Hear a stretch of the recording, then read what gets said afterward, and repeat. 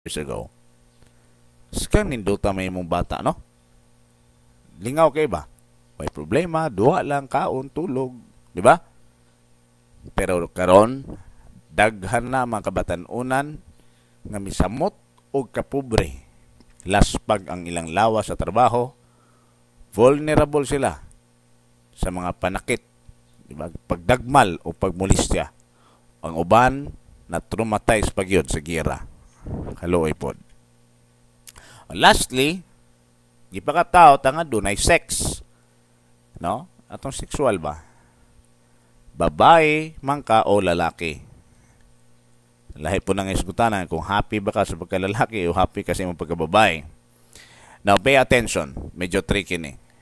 Ang problema mo ni, wa pagyud masulbad sa mga human species ang aggression as means of resolving conflicting interests. Maman bitaw nga hantod karon nagpadayon pagyapon ng siga macho dominante o tuso.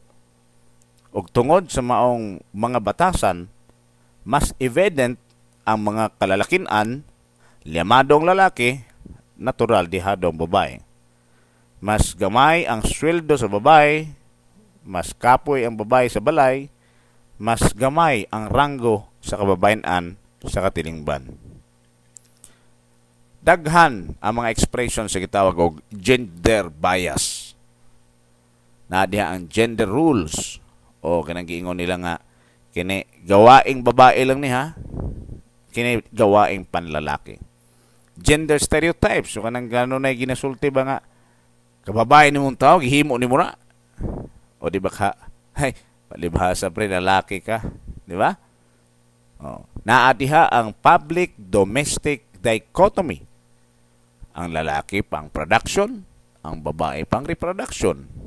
O pambalay lang, housewife o pangkama. Ang ban-usab, ang lalaki, matod palagi, tungod sa biological factors pod, nga ang babae kanunay makulatahan, tungod kay ang lalaki mas kusgan, mas dako pa sa lalaki. Bagay, di ba punong tanan? O niya, so far, babae po ang nagbuntis, babae po ang manganak, babae ang magpasuso, mao na nga doble-doble ang mga kalbaryos kababainhan. Ang tawag sa social order nga dominante ang lalaki, patriarchy. Usban ako, patriarchy. Unsa may alternative? Ang suggestion sa kadaghanan, mutuality. O di ba kaha, pantay nga pakig-alayon o kooperasyon sa babae ug lalaki. O samtang dili pa patas ang pagtrato sa babae ug lalaki, kinahanglan ato pang isabwag o kanunay ipahibalo ang gitawag og gender sensitivity. Paingon ngadto sa gender equality, paingon ngadto sa atong ipangandoy nga katilingban nga dunay gender neutral o walay pili kung babae man ka o lalaki. And that completes our hexagon. Sex, age, race, physicalities, competencies, preferences, diversities in circumstances of birth, and as person. Imong sari, lahi, edad, anyo, galing at nais. Sa lahid ng gana. Mauna ang atong nagkalain-laing kalainan. Kanya-kanyang kakanyahan.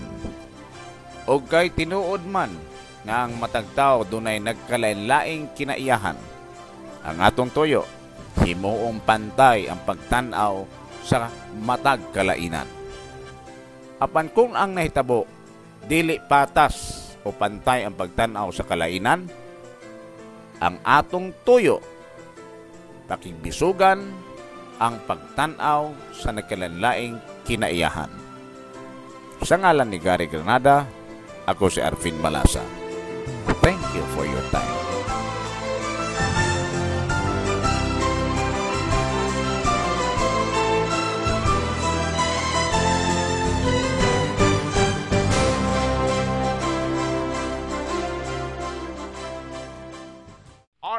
Marvin Malaz